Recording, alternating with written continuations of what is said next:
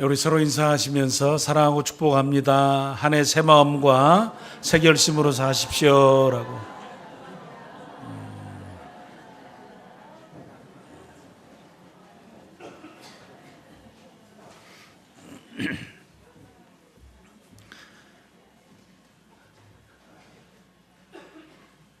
이 연휴를 지나시느라고 피곤하실 텐데 그래도 이 예배의 자리를 기억하고 함께 와서 예배할 수 있게 돼서 참 감사합니다.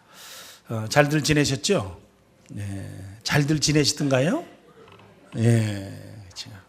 아마 이제 연세들이 좀 많아지셔가지고 점점 서로가 쇠약해져가는 모습을 보면서 내년에 또 보세 볼란지 모르지만 그러고 지나셨을 수도 있겠습니다. 아무쪼록 한 해 한 해 연약한 건강함에도 우리 어르신들이 든든하게 삶과 몸과 마음을 지켜가시면 좋겠습니다. 지금 우리가 말씀을 나누고 있는 것은 이제 출애굽기 후반부로 가면서 사실 정리를 해가면서 또 하나님께서 중요하게 여기시는 것이 무엇인지를 다시 한번 언급하시고 그리고 그 과정 가운데 이스라엘 백성들이 자신들의 삶과 생애를 어찌하면 잘 살아갈 수 있을까에 대해서 교훈을 주시는 부분이기도 합니다. 사실 하나님께서 이스라엘 백성들과 관계를 맺어가시는 과정 가운데서 가장 소중하게 여기시는 부분이 하나 있습니다. 물론 애굽에서 구원해 주실 때 굉장히 강력하게 구원해 주셨습니다. 그리고 광야를 지나오는 동안에 많은 것을 주셨습니다.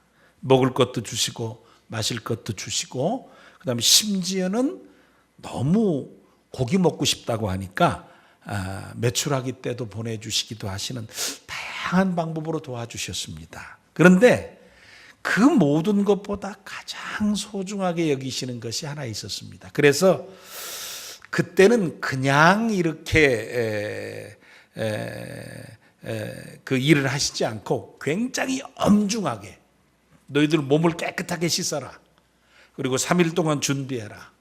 그리고 너희들 주위에서 하나님이 정하신 경계선을 넘지 말고 모세만 올라와서 그리고 말씀을 받아가라. 즉 하나님께서 이스라엘 백성들에게 하나님의 말씀을 주실 때 굉장히 엄격하게 주셨습니다. 그런데 첫 번째 주어지는 과정 가운데서 그 과정에 40일이 걸렸어요. 40일이 걸리는 과정 가운데서 이스라엘 백성이 갑자기 모세가 보이지 않자 두려움이 생겼습니다. 인생을 살면서 저는 아직 감사하게도 아버님이 생존해 계셔서 아버님이 없는 날을 이렇게 그냥 생각해 볼 수가 없습니다. 늘 계셨고 그다음에 기도해 주셨고 요즘에는 근데 기도하십시오 아버님의 축복이 필요합니다. 그래도 안 하신다고 그래요. 왜 안 하시나 그랬더니 기도하다 보면 까먹는 때가 있어가지고 첫째, 둘째 이야기하고 셋째 빼먹고 넷째 하고 이제 이러시는 사건이 발생하더라고요. 그러더니 이제는 안 하신다고. 작은 아버님께 하라고 그랬더니 작은 아버님은 현역이 하라고. 그래가지고 이제 현역인 제가 기도하고 식사를 했는데 아버님이 없는 저는 생각이 안 되죠. 근데 어느 순간인가 이제 떠나시는 날이 있겠죠. 아마 조금 생각하는 것보다 어떤 그런 충격들은 있을 것이다. 저도 인생의 나이가 어느 정도 됐지만 그래도 그 허전함이라든지 이런 부분이 있을 수 있다라는 생각을 해봅니다. 이스라엘 백성을 지도해 왔던 모세가 없으니까 이스라엘 백성은 아마 마치 남편을 잃은 여인, 그 다음에 아버지를 잃은 자식 같은 그런 상황이 발생했을 거예요. 그냥 두려움도 있어요. 앞으로 어떻게 해야 되나라는. 그래서 그들은 조금 오해하는 부분도 있었죠. 오해를 하고 자기들 스스로 신을 만들게 됐고, 그리고 우상을 숭배하는 잘못된 상황을 직면하게 됩니다.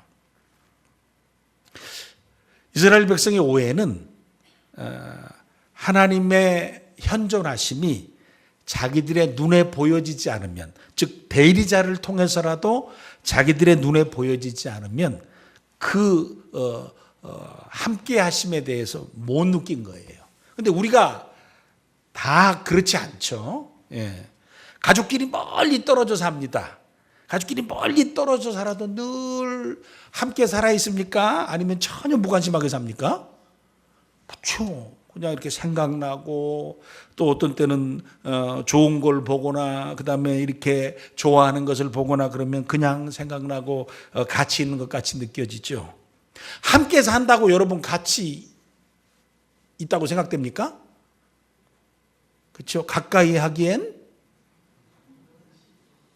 뭐 그런 경우도 생기죠. 그래서 같이 그냥 늘 밥 먹고 있지만 다른 데를 보고 있는, 다른 방향을 보고 있는, 굉장히 위험한 거죠. 이스라엘 백성의 오해스러움은 눈앞에 보여지는 그런 현존함에 함께함이 없으면 마치 같이 있지 않다라는 잘못된 느낌을 가지고 우상숭배, 우상이라도 자신들과 함께 있으면 그게 함께 있는 거다라는 생각을 하게 되어지는 참 안타까운 오해로움이 그들에게 있었습니다. 하나님께서 이스라엘 백성이 그러고 있으니까 모세를 보내서 야 빨리 해결해라 그랬어요. 그러니까 모세가 딱 내려와 가지고, 모세는 지난주일에 지면에서 그 온유함이 가장 좋은 사람, 젠틀하며 험불한 사람이라 그랬는데, 모세가 내려와 가지고는 하나님께 받은 그 십계명을 바로 갖다가 어떻게 해버렸어요? 내리쳐 가지고 부서뜨려 버렸죠. 그 장면은 굉장히 좀 이해하기 쉽지 않은, 실제적으로 여러분 예전에 어른들 같으면 성경책이 오래돼 가지고 이게 못 쓰게 되어지면 조용히 가서 뒷뜰에 가서 불로 태우거나 아니면 이거 묻어버리거나 그러지, 엿장사한테 팔아먹습니까? 팔아먹어요, 안 팔아먹어요? 절대 안 팔아먹죠. 그렇지, 아주 그냥 예전엔 성경도 귀했거니와 그래가지고 아주 소중하게 여기면서 이게 이제 못 쓰게 됐을 경우에는 꼭 이렇게 보관해서 은밀한 곳에 놔두거나, 아니면 때로는 다른 사람이 함부로 할 수 없도록 정리를 잘 하죠. 근데 갖다 신경질 난다고 이걸로 자식들 팹니까? 절대 안 패죠. 그렇죠. 자식은 꼬투로라도 때리지 말라고 그랬는데, 근데 모세는 그때 신경질이 났는지 어쨌든 무슨 아주 강력한 그 분노로움은 인간적인 것 같진 않아요. 그 분노함 때문에 받은 십계명을 가서 우상을 가서 내리쳐서 깨버리죠. 근데 하나님께서 여기 뭐라고 그랬냐면 네가 깼다 그랬어요. 네가. 어찌 보면 네가 깼다. 여기 1절 말씀 가운데 내가 깨트린 것을 내가 다시 써주겠다 그럽니다. 근데 그것만으로 끝난 게 아니죠. 그 사건 가운데서 우상숭배 가운데 3,000명이 죽게 되어지는, 레위인이 쓰임받아서 굉장히 고통스러운 상황이 발생했습니다. 거기서 우리는 한 가지 먼저 생각해 볼 것이 있습니다. 우상숭배와 불신앙적인 요소를 가지고 있었던 이스라엘 백성에게는 사실 하나님의 계명이 주어진다고 해도 별 의미가 없다는 얘기예요. 하나님의 계명을, 하나님이 그들에게 말씀을 보내셨다는 것과 그 말씀이 그들에게 의미가 있다는 것과는 굉장히 차이가 있는 거예요. 그러니까 하나님께서 말씀을 해 주셔서 그들에게는 이미 그들 마음 가운데 차지하고 있는 우상숭배와 하나님을 향한 불신앙적인 요소가 있었기 때문에 하나님이 말씀하셔도 별 의미가 없는 상태가 되어진 것이죠. 어떤 의미에서는 관계가 서로의 의사를 존중할 만한 상태가 안 됐다는 거예요. 특별히 그들이 하나님에 대한, 하나님을 하나님으로 모시는 신에 대한 거룩한 반응을 하지 못하고 그들은 그냥 의미 없는 한 문구로 그들에게 계명이 다가올 수 있었다라는 거죠. 깨어져 버린 십계명이에요. 그런가 하면 하나님의 계명이 주어지지 못하고 그리고 그들은 우상 숭배한 존재들이라면 3,000명의 죽음을 통해서 대표적인 결론을 이야기하시면서 그들이 살았지만 죽은 것과 같다라는 거예요. 우리는 이런 얘기를 합니다. 예수 믿으면 결국은 어떻게 된다고요? 천당 가고 믿지 않으면 불신자들은 어디 간다고요? 지옥 간다고 그럽니다. 굉장히 세상 사람들이 싫어합니다. 그러나 굉장히 의미심장한 얘기입니다. 예수 믿는다고 했을 때는 천국이라는 궁극적인 목적과 그 나라를 향해서 가지만 천국이라는 것의 중요성보다는 예수 믿으면 이제는 죽음이라는 것이 믿는 사람의 삶 속에 괴로움과 고통이 되지 못한다는 거예요. 불신자들은 세상 가운데 영광스러움과 부요함과 풍요로움과 자기 존재에 대한 의미와 인식과 위치가 있는 복된 삶을 살아도 결국은 그 끝이 지옥이기 때문에 살아도 산 자가 아니라는 거예요. 이스라엘 백성으로 부름을 받았지만 하나님의 말씀과 상관이 없으면 하나님의 말씀이 그들 속에 하나님의 말씀의 귀한 축복으로 자리 잡지 못하면 살아도 산자의 즐거움을 누릴 수 없다는 것이죠. 그래서 하나님께서 이스라엘 백성들에게 가장 소중하게 생각하시는 것이 말씀을 주시기를 원하는 거예요. 야, 모세에게 첫 번째 올라와라. 계명을 줬는데 우상 숭배 때문에 깨어지고 네가 깼는데 다시 내가 주마. 그러니까 하나님께서는 이스라엘 백성에게 말씀 주시는 일, 그 사역, 이거를 가장 중요하게 여기셨다라는 겁니다. 포기하지 않으시겠다라는 거예요. 그렇습니다. 하나님께서 가장 원하시는 것은 하나님의 말씀을 보내시는 거예요. 마귀가 가장 원하는 것은 하나님의 말씀을 듣지 못하게 하고 깨닫지 못하게 하고, 아니 때로는 하나님 이미 말씀 들은 것마저도 빼내가 가지고, 그리고 하나님 말씀이 그 속에 머무르지 못하도록 하는 거예요. 오해하게 하고 부정하게 하고 불신하게 하고 미움을 갖고 그리고 무관심하게 하고 라는 다양한 과정. 하나님의 말씀을 듣지만 그 속에 다양한 반응을 잘못된 쪽으로, 부정적으로, 그리고 오해함으로 감싸서 그 속에서 빼어내버리는 거예요. 무슨 저런 말씀이, 무슨 저런 얘기가 사실이 될 수 없다, 진실이 진리가 될 수 없다라는 그런 생각을 마구 갖게 해서 결국은 조그맣게 가지고 있는 그것이라도 빼어내어서 가지고 가버리고 자기만 남거나, 그리고 세상에서 주어지는 지식만 남아있거나, 그리고 하나님의 말씀을 다 빼가버리려고 하는 것이 사탄의 역사라는 거예요. 그래서 자기만 남거나 세상의 지식에 젖어 있는 자기만 남도록 하는 것이죠. 그것이 가장 소중한 줄 여기고 인정하게 되는 아쉬움이 있습니다. 하나님께서 그런 세대를 향해서, 그런 세상 속에 살던 이스라엘 백성들을 부르시고 내가 너희들에게 내 말을 전달해 주기로 원하노라 라는 의미로 두 번째 이제 십계명의 돌판을 주시기를 원합니다. 도대체 하나님 말씀을 주시려는 의미가 뭘까요? 뭐 때문에 하나님께서는 사실 조금 더 적극적으로 두려움 가운데서 인간을 부자연스럽게 하면서 옥죄여서 아무것도 스스로 할 수 없도록, 그 다음에 그냥 자신들이 묻는 대로, 이야기하는 대로, 받은 대로, 그렇잖아요? 만약에 점을 치러 가면 점 치는 사람이 동쪽으로 가지 말라 그러면 그 주간에는 동쪽으로 안 가는 거 아니에요? 그날 이사 가지 말라 그러면 절대 이사 안 가고 그냥 무슨 날인지 지키는 거 아니에요? 그래서 예수 믿는 사람들이 이사 가려면요, 대부분 길일에 가지 말고 흉한 날에 가면은요, 이삿짐 센터에서 비용이 조금 줄어든다고 그래요. 여러분 흉한 날에 이사 가시길 바랍니다. 흉한 날, 길일에 가지 말고, 그 흉한 날 가면 이삿짐 센터도 자유로워요. 예? 우리를 그렇게 부자연스럽게 하시기 위한 분이 하나님이 아니시라는 거예요. 왜 말씀을 그토록 하시기를 원하시느냐, 그러니까 아이가 어렸을 때는요, 모든 걸 부모가 다 해줍니다. 저희도 자식들을 길러봤지만 먹여주고 입혀주고 닦아주고 안아주고 흔들어주고 재워주고, 그냥 힘들죠. 다 합니다. 힘들어 다 합니다. 아이는 그냥 먹고 싸고 자꾸 땡깡 부리면 그만입니다. 얘네들은 땡깡이 자기 의사 표현이라 그러겠죠. 그런데 점점 커가면서 사실 자신의 일들을 스스로 해야 됩니다. 스스로 하지 않으면 문제가 있다고 이야기를 합니다. 스스로 하되 자기 마음대로 원하는 대로 하는 것이 아니라 그 시대와 그 상황 속에서 세상 사람들도 해야 되는 일과 하지 말아야 되는 일들을 구별해서 가르쳐 줍니다. 그래서 부모는 아이가 자라가는 동안에 세상 속에서 필요한 정보들을 가르쳐 줍니다. 그래서 그로 하여금 세상 가운데서 독립적이고 건강하게 살아갈 수 있도록 길러주기를 소원합니다.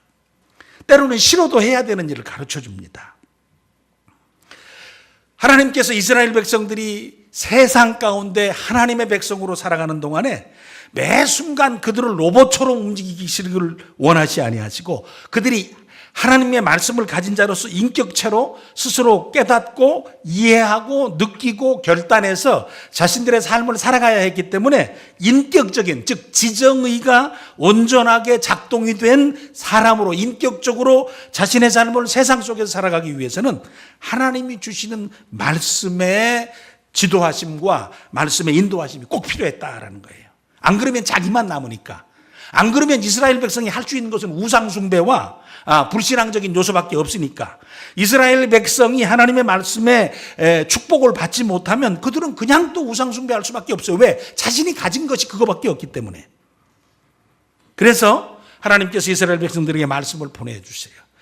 사실 출애굽 시대뿐만 아니라 구약 시대를 신현 시대라고 합니다. 즉 하나님께서 직접 나타나셔서 자신을 보여주시고 자신의 이야기를 해주시는 거예요. 아브라함에게도 이삭에게도 야곱에게도 요셉에게도 모세에게도 다윗에게도 선지자들에게도 다 자신을 보여주시고 직접 말씀해 주셨습니다. 데오파니 시대라고 하죠. 그래서 모든 사람들이 하나님의 말씀을 직접 들은 것은 아닙니다만 하나님께서 택한 사람, 구별된 사람에게 자신의 말씀을 주셔서 그 말씀을 전달하게 하시죠. 근데 한 가지 궁금한 게 있어요. 왜 하나님께서는 모든 사람에게 다 나타나셔서 자신의 얘기를 하시지 않았냐라는 거예요. 근데 우리도 뭐 그러죠. 세상에 가서 여러분들이 딱 섰을 때 여러분이 가진 어떤 인간적으로 봐서 여러분이 가진 생각과 수준과 지식과 어떤 훈련됨이 어느 정도 된 사람하고 그렇지 않은 사람하고 이 얘기를 했을 때 다 받을 수 있는 건 아니에요. 다 대화가 되는 건 아니에요. 다 이해가 되는 건 아니에요. 하물며 하나님께서 무한한 하나님께서 하나님이신 신이신 하나님께서 인생들을 다 만났다고 해서 인생들이 다 어떤 느낌과 이해로움을 가질 수 있는 것은 아니에요. 그래서 하나님께서 필요한 말씀을 줄 사람을 정하시고 그들을 통해서 이야기할 상황들을 만드셔서 그들을 대언자, 프로팻으로 사용하신 것이죠. 그 일을 해가시는 동안에 다른 때는 몰라도 떡을 주실 때나 물을 주실 때하고는 전혀 다르게 엄격하게 두려움 가운데서 계명을 보내어 주시고 그리고 그것을 받게 해 주셨다라는 거예요. 우리는 여기서 하나님의 마음을 조금 이렇게 느낄 수 있어야 됩니다. 하나님께서 내게 원하시는 것이 뭘까? 하나님은 나를 하나님이 내게 뭔가를 해주실 때 가장 소중하게 여기시는 건 뭐야? 나를 오래 살게 해주시는 것인가? 나를 건강하게 해주시는 것인가? 내게 부를 주시는 것인가? 내게 지혜를 주시는 것인가? 내가 세상 가운데서 다른 사람과 비교해서 더 나은 삶을 살아갈 수 있는 능력을 주시는 것인가? 하나님께서 내게 주시는 것 다양한 것이 있을 수 있지만 하나님께서 그 중에 꼭 하나를 택하여서 내게 행하시기를 원하신다면 하나님께서는 그러실 겁니다. 나는 내게 나의 뜻을 전달하기를 원하노라. 나는 너에게 내 말을 전달해 주기를 원하노라. 사실 내 말은 너를 위한 말이고 너에게 필요한 말이지만 나는 내가 너에게 줄 내용들, 내가 너에게 줄 그 말씀들을 너에게 전달해 주기를 원한다라는 거예요. 세상 살아가는 우리도 그럴 수 있습니다. 세상에 살아가는 동안 다양한 것이 필요합니다. 가장 먼저 필요한 것이 돈처럼 느껴집니다. 또 우리 성공처럼 느껴집니다. 잘 사는 것으로 느껴집니다. 그러나 모든 것은 유한합니다. 다 유효기간이 있습니다. 유효기간이 지나면 어떤 것은 인간에게 별 의미가 없이 주어지는 것이 많이 있습니다. 그래서 유효기간이 없는 것, 영원하신 하나님의 말씀, 천지가 다 바뀌어도 다 없어져도 1.1핵도 변치 않고 행해져 가야 될 하나님의 말씀, 그 영원한 것에 내 삶을 기대고 우리가 그 말씀을 붙잡고 살아가도록 요청하시고, 그리고 내가 살아가는 동안 세상의 모든 것이 다 변해가고, 변해가는 변함 속에서 변치 않는 것이 진리인데 변하지 않는 진리를 꼭 붙잡고 내가 살아갈 수 있도록 하나님 도와주시옵소서. 그래서 내가 다른 것에 마음이 많이 쓰이지만 그 가운데서도 나를 성도로 부르셨사오니 하나님 말씀을 꼭 붙잡고 살아갈 수 있도록 나를 도와주시옵소서. 아니, 내가 세상 가운데 고백하는 고백 가운데 하나님 말씀을 알기를 소원합니다. 주님의 뜻을 더 깊이게 느끼게 소원합니다. 하나님 말씀을 이해하고 순종할 수 있도록 하나님 나를 붙들어 주시옵소서 라는 기도가 우리의 기도가 될 때 하나님이 기뻐하실 겁니다. 우리 사랑하는 식구들은 하나님의 마음을 잘 알아서 다른 그 무엇보다도 이 하나님의 말씀을 우리에게 주시기를 원하시고, 또 내가 세상의 많은 것보다 좋은 믿음의 사람으로 살면서 하나님 말씀을 사랑합니다. 그 말씀을 더 복스럽게 붙잡고 쫓아가도록 나를 도와주시옵소서 라는 간절함 가운데 주신 말씀은 깊이 받고 말씀을 쫓아서 은혜로운 성도의 삶을 잘 살아가실 수 있는 저와 우리 사랑하는 식구들 되시기를 소원합니다. 예수님께서 세상에 오신 이유가 뭐냐?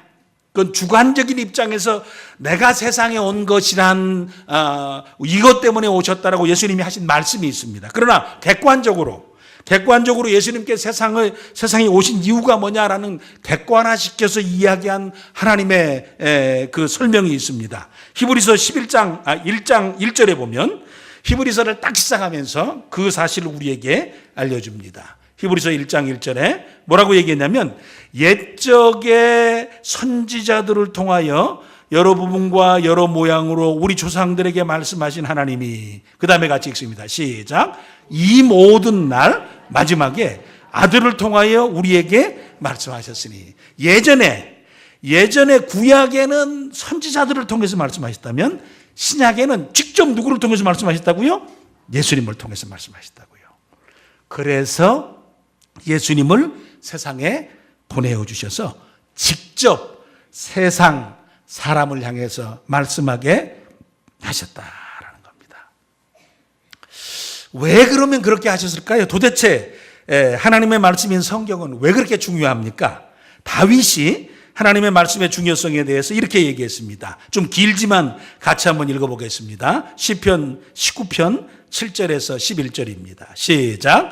여호와의 율법은 완전하여 영혼을 소성시키며 여호와의 증거는 확실하여 우둔한 자를 지혜롭게 하며 여호와의 교훈은 정직하여 마음을 기쁘게 하고 여호와의 계명은 순결하여 눈을 밝게 하시도다.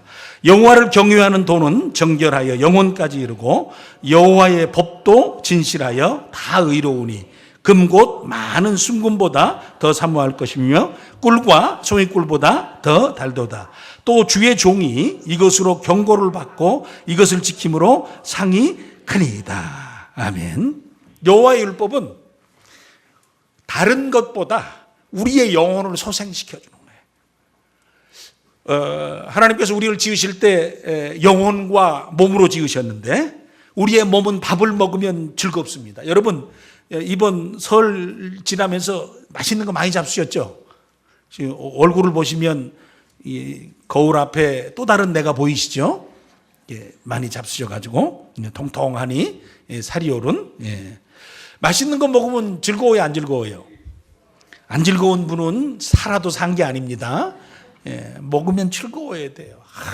얼마나 맛있는지. 소고기 갈비살 딱 구워서 소금 좀 쫙 뿌려서 참기름 쫙 해가지고 탁 먹으면 그냥 맛있지 않습니까?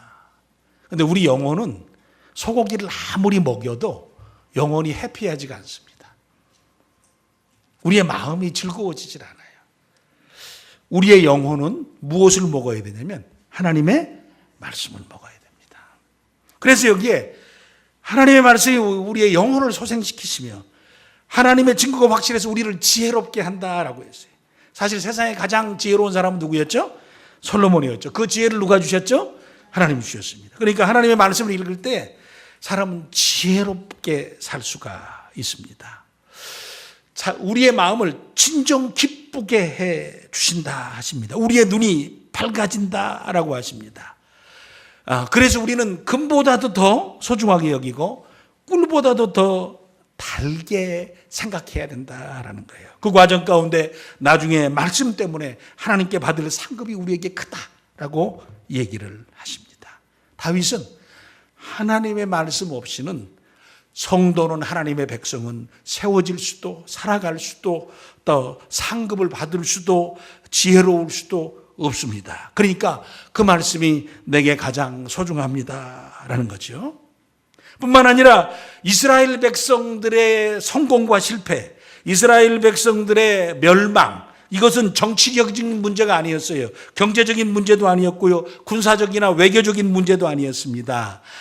그들이 자연재해 때문에 이스라엘 백성들이 멸망하지 않았습니다. 한 가지 이유 때문에 이스라엘 백성들은 멸망했습니다. 호세아서 4장 6절에 이스라엘의 멸망의 모습에 대해서 이야기하면서 호세아 선지자는 안타깝게 부르짖습니다. 시작. 내 백성이 지식이 없으므로 망하는도다. 내가 지식을 버렸으니 나도 너를 버려 내 제사장이 되지 못하게 할 것이요, 내가 내 하나님의 율법을 잊었으니 나도 내 자녀를 잊어버리리라. 그래요. 이스라엘 백성이 멸망하는 것은 정치, 경제, 군사, 자연재해가 아니었습니다. 그들이 하나님을 버릴 때, 하나님의 말씀을 버릴 때 하나님께서도 그들을 제사장 나라에서 더 이상 그 제사장의 직무를 감당하지 못하게 했어요. 마태복음 출애굽기 19장 6절에 하나님께서 그들과 약속을 하시면서 너희들이 내 말을 듣고 순종하면 세상 나라 중에 너희를 제사장 나라로 삼으리라고 그랬는데 이제는 너희들 그 제사장 역할을 못한다. 왜? 말씀이 없는 제사장은 있을 수가 없다라는 거죠. 그래서 결국은 그들의 존재뿐만 아니라 민족의 존재가 제사장 직무를 감당하지 못하고 기후에 멸망되어져서 2000년이라고 하는 기나긴 세월을 그들이 70년의 회복 이후에도 고통스럽게 지나갔던 사실들을 역사 가운데서 확인하게 됩니다. 또 예수님께서 직접 성경의 소중함에 대해서 이야기하시면서 요한복음 5장 39절에 이렇게 이야기하셨습니다. 같이 한번 읽습니다. 시작. 너희가 성경에서 영생을 얻는 줄 생각하고 성경을 연구하거니와 이 성경이 곧 내게 대하여 증언하는 것이니라. 누구라도 성경 외에, 성경 밖에서는 영생이라는 문제에 대한 해답을 얻을 수 없다라는 겁니다.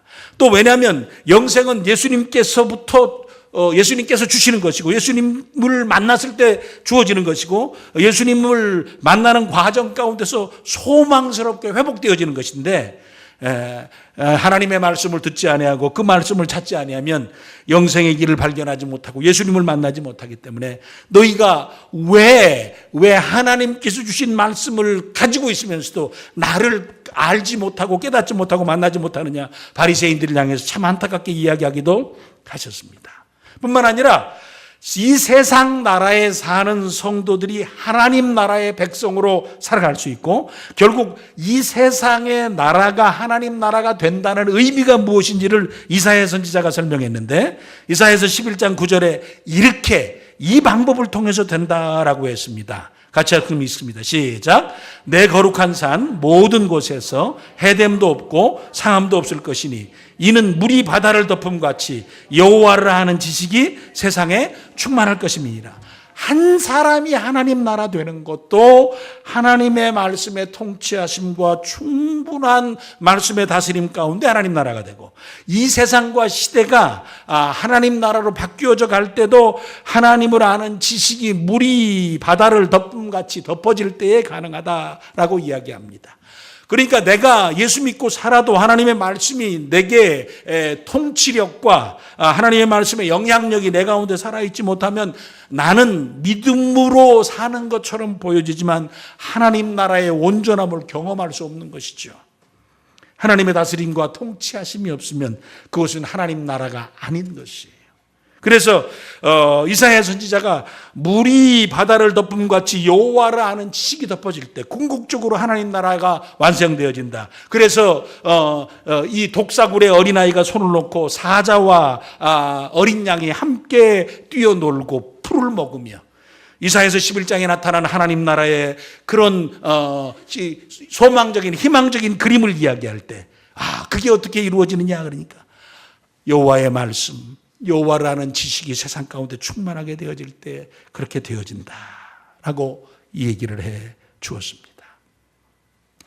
우리 사랑하는 친구들이 이 땅의 삶을 살면서 아버지 하나님 정말 내 영혼이 소생될 뿐만 아니라 우리의 삶을 살아가는 날 동안에도 승리자로서 세워질 뿐만 아니라 정말 영생의 축복을 누릴 뿐만 아니라 하나님 나라의 든든함과 건강함과 온전함으로 우리가 세워지기 위해서 꼭 필요한 것은 하나님 말씀입니다. 다른 것이 아니라. 그래서 다시 한번 우리가 설을 지나면서 2018년을 계획하면서 주여 하나님의 말씀 없이 살지 않게 하시고 하나님의 말씀을 깨닫지 못하는 연약함이 없도록 도와주시고 하나님 말씀을 통해서 하나님의 귀하신 원하심과 선하심을 느끼고 깨닫고 그리고 내 삶 가운데서 하나님 나라의 백성으로 하나님 나라가 되어져서 은혜롭게 살아가도록 나를 세우고 인도해 주시기 위해서 내가 끊임없이 하나님 앞에 설 때 하나님 말씀에 은혜를 주시고 그 다음에 깨달음을 주시고 그 다음에 결단을 주시고 그리고 이 말씀을 쫓아 순종할 수 있도록 하나님 은혜를 베풀어 주시옵소서. 내가 말씀 붙잡고 승리하는 한 해가 되도록 도와주시옵소서라는 간절한 소원이 우리 사랑하는 식구들의 복이 되기를 간절히 축원해 드립니다. 여호와 하나님께서 모세에게 계명을 주시면서 한 가지 더 해주신 게 있어요. 뭐냐면 하나님이 누구신지를 보여줬어요. 하나님이 누구신지를. 그러면서 여기서 하나님은 은혜로우시고 그리고 정말 자비하실 뿐만 아니라 노하지 아니하시고 진실이 많으셔서 그 인자하심을 천대까지 진행시키시는 분이시다. 또 그러나 벌을 면하지 아니하시고 3, 4대까지 보응하시겠다 그랬어요. 이 장면은 우리가 그냥 제가 이렇게 이야기하니까 그렇지 조금 왜 계명을 주시면서 하나님이 누구신지를 설명해 주셨을까라는 질문이 드는 부분입니다. 그 과정 가운데서 우리가 경험할 수 있는 것은 이제 하나님은 사랑도 해주시는 분이시지만 심판하시는 분이시다는 사실을 말씀을 주시면서 동시에 이야기해 주십니다. 그 사실을 통해서 한 가지 알아야 될 것은 이제는 하나님의 백성들은 자기가 원하는 대로 자기 마음대로 못 사는 백성들이 됐다라는 거예요. 로마서 5장 13절을 보면 죄가 율법이 있기 전에도 세상에 있었으나 율법이 없을 때에는 죄를 죄로 여기지 아니하였느니라 그랬어요. 요한복음 15장 22절 같이 읽을까요? 시작. 내가 와서 그들에게 말하지 아니하였더라면 죄가 없었으려니와 지금은 그 죄를 핑계할 수 없느니라. 어려서 그러죠. 아버지가 그럽니다. 딱 나가시면서 야 범죄야 텔레비전 보지 마 그래요. 그리고 탁 나가셨습니다. 제가 봅니까 안 봅니까? 보죠. 아버지 돌아오시기 전 30분에 진공관 텔레비를 끄고 뒤에서 부채를 붙이면서 완전 범죄를 이루어가기 위해서 똑똑하니까 그 일을 잘 제가 합니다. 그럼 아버지가 딱 들어오자마자 뒤에 손을 딱 얹어보죠. 그리고 뭔가를 미지근함을 느끼시고 이리 건너오렴 올 때 몽댕이를 가지고 와라. 그러죠. 엎드려 뻗치고 불이 나게 한 대 터집니다. 텔레비 보는 게 죄예요? 제가 텔레비 보는 게 죄냐고요? 아니지라고. 근데 어떨 때 죄가 됩니까? 아버지가 뭐 하지 말라고 그럴 때 보지 말어. 그러면 죄가 되는 거예요. 하나님께서 우리에게 말씀하시지 않았을 때는 죄를 죄로 여겨질 수가 없어요. 근데 하나님께서 우리에게 말씀하신 때부터는 죄를 죄로 여기게 되는 거예요. 그래서 우리에게 그 얘기를 하시는 겁니다. 이제는 핑계할 수 없는 인생이 됐다라는 거예요. 계명을 주시기 전과 후가 다른 인생이라는 거죠. 제가 하나님 성경책은 가지고 있는데요. 성경을 잘 몰라요.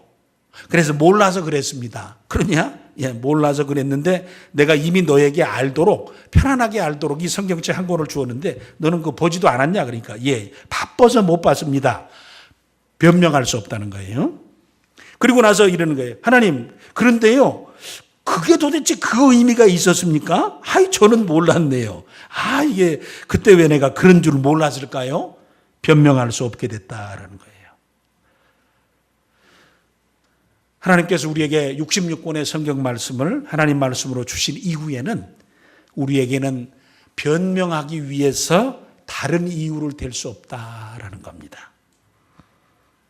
그래서 저나 우리 사랑하는 식구들이나 우리의 신앙의 삶을 살아가는 과정 가운데서 하나님의 백성답게 또 성도답게 살기 위해서 하나님 말씀에 대해서 무관심해서는 안 됩니다.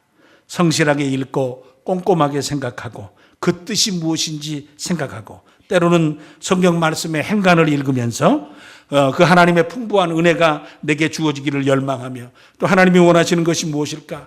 왜 이런 말씀을 내게 하셨을까? 왜 이런 때에 이런 얘기를 하셨을까? 왜 어떻게를 질문하면서 그러면 나는 무엇을 해야 되는가를 생각하고 결단하면서 신앙의 삶을 살아가야 된다라는 거예요. 이제는 말씀이 우리에게 주어졌으므로 다른 그 어떤 변명과 핑계거리로 나를 정당화하고 합당화할 수 없다. 그래서 성도는 하나님의 말씀에 대한 책임을 가지고 믿음의 삶을 살아가야 된다라는 겁니다. 그래서 골로새 교회를 향해서 바울 사도는 골로새 2장 6절에 그러므로 너희가 그리스도 예수를 주로 받았으니 그 안에서 행하되 그 안에서 뿌리를 뭐하고요? 받고 세움을 받고 교훈을 받은 대로 믿음에 어떻게 서라고요? 굳게 서라. 그래서 결국 감사함을 넘치게 하라 그럽니다. 그래서 저나 우리 사랑하는 식구들이나 하나님 주신 하나님의 말씀을 붙잡고 참 은혜롭고 책임감 있는 성도의 삶을 살기 위한 수고로움과 노력이 있게 하셔서 이 말씀을 늘 읽고 묵상하며 우리가 순종해드리는 즐거움이 있게 하여 주시옵소서. 살아가시기 바라고요. 또 하나님께서 은혜로우시고 자비로우시고 노하기를 더디하시면서 나는 인애가 있으며 천대까지 너희를 사랑한다고 하시는 말씀을 하시되 심판하신다는 말씀을 동시에 하시는 과정 가운데 우리의 존재 자체가 구원의 은혜와 성도의 삶의 인도함과 은혜로움을 유지고 살아가는 데는 내 능력과 실력 갖고 안 된다는 거예요. 하나님 말씀을 듣고 읽어도 그대로 순종하지 못하고 또 하나님의 말씀을 읽어도 저는 아직 그 일을 감당하지 못한다고 이야기하고 하나님 말씀이 너무 나를 가혹하게 대하신다고 이야기도 하고 다양한 부분으로 우리가 우리의 능력과 힘과 방법을 가지고 신앙의 삶을 살 수 있을 것 같지만 그래서 나는 성도 되고 그래서 나는 직분받고 그래서 나는 무엇인가 되어져서 성도의 길을 걸어가는 것 같지만 그렇지 않다는 거예요. 사실은 내가 살 수 있고 내가 성도답게 살 수 있는 것은 하나님이 나를 사랑하시는 지극하신 사랑하심과 나를 징계하시면 삼사되어 나를 사랑하시면 천대에 이르시는 마음을 가지고 징계는 부족하며 저희들을 다루시긴 하지만 크신 사랑으로 나를 붙잡아 가시는 그 인도하심이 없이는 나는 세워질 수 없다라는 거예요. 하나님은 용서를 구하지 않는 자에게 용서해 주시지 않습니다. 예수님 십자가에 달리셨을 때 한편 강도가 예수님 당신의 나라에 임하실 때 나를 생각해 주십시오. 저는 죄인입니다. 그럴 때 마지막 순간에도 그를 받아주셨습니다. 용서를 구하는 자는 어떤 죄, 어떤 상황, 어떤 교만함, 어떤 연약함으로부터라도 그의 실수와 그의 죄악과 그가 마지막 순간에 가장 강도로서 인생을 살던 그 인생도 부르셔서 당신의 나라에 들어오도록 허락해 주셨습니다. 용서하는 자에게 은혜를 주십니다. 문제는 그 자리에 한편 다른 편 강도도 있었다는 것입니다. 이게 중요한 것이죠. 하나님께서 그것까지도 은혜로 주시기 때문에 우리는 겸손해야 된다라는 거예요. 자랑할 수가 없다. 우리는 용서를 구하는 것마저도 하나님이 내게 주신 은혜이기 때문에 우리는 어찌할 수 없다라는 거예요. 로마서 2장 4절에 그렇게 얘기합니다. 같이 한번 읽어볼까요? 시작. 혹 내가 하나님의 인자하심이 너를 인도하여 회개하게 하심을 알지 못하여 그의 인자하심과 용납하심과 길이 참으심이 풍성함을 멸시하느냐 그랬어요. 예. 여러분 보통 일반적으로 사람이 죄를 지으면 자기가 잘못한 거 빨리 깨닫습니까? 아니면 잘 못 깨닫습니까? 깨달았으면 바로 잘못했다고 그럽니까? 현행범이 되고 범죄 사실이 드러나서 분명한 증거가 나타나서 이제는 죄가 드러나도 안 했다고 뺍니까? 예, 제가 저를 어렸을 때 저를 보면 아무리 때려도 잘 이렇게 범죄 사실을 시인하지 않습니다. 저는 덩치도 좋았기 때문에 때리다가 어머니가 지칩니다.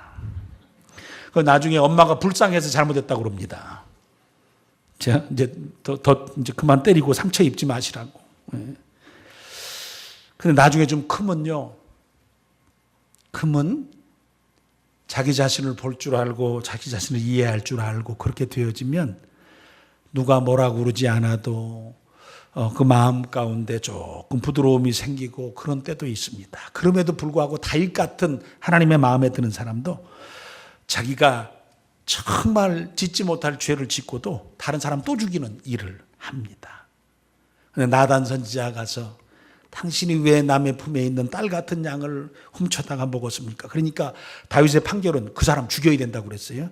바로 당신입니다. 그랬을 때 다윗이 바로 회개했습니까? 아니면 나단 선지자 죽여버렸습니까? 그게 은혜예요. 당신이 잘못했습니다. 그랬을 때 회개하고 하나님께 돌아올 마음이 생기는 거. 하나님이 그걸 주신다라는 거예요. 그래서 그 하나님의 용서하심과 길이 참으심을 지금 내가 살고 있는 게 내가 잘나고 내가 바르고 내가 옳고 내가 괜찮고 내가 인정받고 누군가가 괜찮은 인생이라고 하니까 내가 좋은 인생 괜찮은 인생이 아니에요. 사실 우리는 하나님의 심판대 앞에 언젠가 설 터인데 그 시간까지 내 마음 가운데 내가 죄인인 것과 하나님 앞에서 내 죄 때문에 돌아가신 예수 그리스도를 내가 인식하고 인정하고 믿고 받아들여서 내 영혼을 부탁합니다. 나를 살려주십시오. 그 마음이 내 마음 가운데 생겨서 하나님의 길이 참으신 은혜 가운데 내가 거하게 되는 축복이 임하는 그 순간까지 우리를 끝까지 끌고 가시고 인도해 부르심받은 백성의 표가 바로 그거라는 거예요. 내가 하나님이 나를 불렀냐 안 불렀냐는 내 속에 결국 궁극적으로 그 마음을 주시느냐 안 주시느냐. 근데 그것까지 하나님께서 우리에게 해주신다. 그러니까 우리는 겸손할 수밖에 없다라는 사실입니다. 우리 사랑하는 식구들이 이미 그 사실을 알고 겸손한 마음으로 내게 주신 은혜를 기뻐하며 내게 하나님 앞에서 하나님을 거울 삼고 나를 비춰보면서 내 죄를 회개하고 회복하는 삶을 살아갈 수 있는 은혜를 주신 것을 기억하고 믿음으로 잘 살아가시며 늘 자신을 고쳐가며 그리스도의 형상을 닮아가시면서 은혜의 삶을 살아가시고 늘 겸손한 가운데 하나님이 주시는 은혜와 때가 되면 하나님이 높여주시는 축복 가운데로 나아갈 수 있는 우리 사랑하는 식구들이 되시기를 간절히 축원해 드립니다. 아버지 하나님 감사합니다. 주신 은혜를 부여잡고 살게 하시되 하나님 말씀 주심 감사합니다. 말씀 생명 삼고 은혜로운 삶을 살기를 소원합니다. 말씀이 없이는 내 영혼은 소생될 수 없습니다. 말씀이 없이는 나는 진정한 승리를 얻을 수가 없습니다. 말씀이 없이는 내가 이 땅의 삶을 살아가는 날 동안 성령 충만할 수 없습니다. 아버지 하나님 말씀이 없으면 내게 상급도 없습니다. 라는 귀한 고백과 사모함을 가지고 하나님 말씀 대하게 하시고 하나님 말씀 받은 자들은 책임이 있는데 아버지 이 말씀을 잘 읽고 그리고 생각하고 그리고 고민하고 그리고 깨닫고 그리고 순종할 수 있는 복된 삶을 살게 하여 주시옵소서. 뿐만 아니라 우리의 생애를 살아가는 날 동안 하나님 주신 귀하신 은혜 가운데 하나님이 나를 얼마나 사랑하시는지를 말씀을 통해 발견하고 겸손한 믿음의 삶을 살아가는 우리가 되게 하여 주시옵소서. 예수님 이름으로 간절히 기도를 드립니다. 아멘.